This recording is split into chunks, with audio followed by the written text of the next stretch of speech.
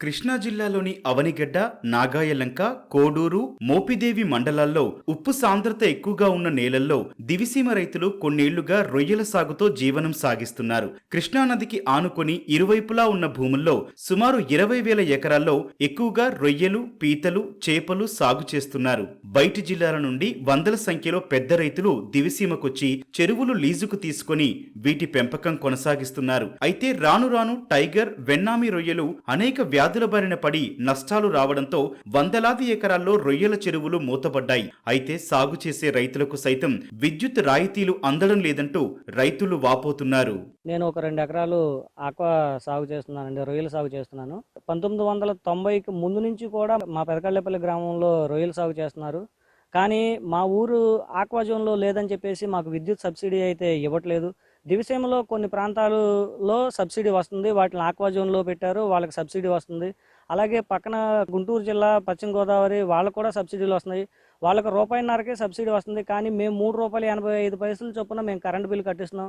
అధికారుల దృష్టికి, ఎంపీ గారి దృష్టికి కూడా తీసుకెళ్ళాం. గత ప్రభుత్వంలో తీసుకెళ్ళాం, ఇప్పుడున్న ప్రభుత్వంలో కూడా తీసుకెళ్ళాము. వాళ్ళందరూ కూడా మాకు ఇదిగో సబ్సిడీ వచ్చేస్తుంది, ఈ నెలలో వచ్చేస్తుంది, రేపు నెలలో వచ్చేస్తుంది అని మాటలు చెప్తున్నారు తప్ప మాదైతే ఆక్వా జోన్లో పెట్టట్లేదు. అదేమంటే మీవి సొసైటీ భూములని, దేవస్థానం భూములని రకరకాల కారణాలు చెప్తున్నారు. ఏదైనా మేము 1990కి ముందు నుంచే మేము రొయ్యల సాగు చేస్తున్నాము. నేను ఒక 13 ఎకరాలు లీజుకి తీసుకున్నానండి. అమలాపురం ఏరియా కంటే ఈ దివిసీమ ఏరియా కృష్ణా జిల్లాలో కొంచెం వ్యాధులు తక్కువ, అలాగే కొంచెం లీజులు కూడా తక్కువగా ఉన్నాయి. కానీ ఈ ఏరియాలో ఆక్వా జోన్ అనేది లేదు, చాలా వరకు సబ్సిడీలు ఏమి లేవు. ప్రభుత్వం రొయ్యలు సాగు చేసే భూములను ఆక్వా జోన్ గా ప్రకటించి జోన్ పరిధిలో రొయ్యలు, చేపలు, పీతలు సాగు చేసే రైతులకు విద్యుత్ రాయితీలిస్తామని ప్రకటించింది. అయితే ఆక్వా జోన్ లో ఉన్న ప్రభుత్వ భూములు, దేవాదాయ శాఖ భూముల్లో సాగు చేసే రైతులకు రాయితీలు నిలిపివేసిందని రైతులు వాపోతున్నారు. ఆక్వా జోన్ లో ఒక్కో యూనిట్ ₹50 విద్యుత్ సరఫరా చేస్తుంటే తమకు మాత్రం ₹3.85 వసూలు చేస్తున్నారంటున్నారు. ఈ గ్రామంలో దగ్గర 400-500 ఎకరం రొయ్యల చెరువులు ఉన్నాయి. మరి ఈ రొయ్యల చెరువుల్లో పంటలు ఫస్ట్ నుంచి కూడా పెదకళ్ళపల్లి గ్రామం రొయ్యల చెరువు అంటే బాగా పంటలు పండుతాయి. మరి చాలా ఊళ్ళ నుంచి కూడా వచ్చి చాలా మంది రైతులు వేసుకుంటున్నారు. గుంటూరు జిల్లా, పశ్చిమ గోదావరి జిల్లాలో సబ్సిడీ ₹1.5 ఇస్తున్నారు.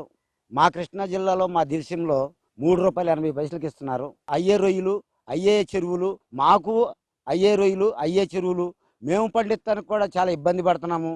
వాళ్ళకంత తక్కువగా ఇచ్చినప్పుడు మాకు కూడా ఇవ్వాలని కోరుసు మాకు న్యాయం చేయాల్సిందిగా కోరుసు. మామూలుగా ₹1.5 ఇస్తామని చెప్పి కింద గవర్నమెంట్, చంద్రబాబు గవర్నమెంట్లో ఇచ్చారు. తర్వాత గవర్నమెంట్లో కూడా కొన్నాళ్ళు ఇచ్చారు.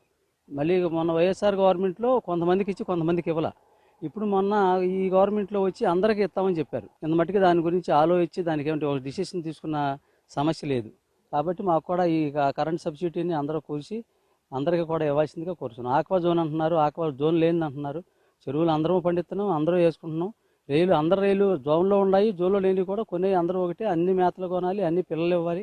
జోన్లో లేనాటికి ఏరే రేటు ఉండదు, జోన్లో ఉండడానికి ఏరే రేటు ఉండదు. కాబట్టి మాకు అందరికీ రైలు చెరువులు ఉన్న రైతులందరికీ కూడా సబ్సిడీ ఇవ్వాల్సిందిగా కోరుతున్నాం. రొయ్యల సాగులో నిర్వహణ ఖర్చులు పెరిగిపోయిన ప్రస్తుత తరుణంలో విద్యుత్ రాయితీ అందిస్తే కొంత ఊరటగా ఉంటుందంటూ రైతులు కోరుతున్నారు.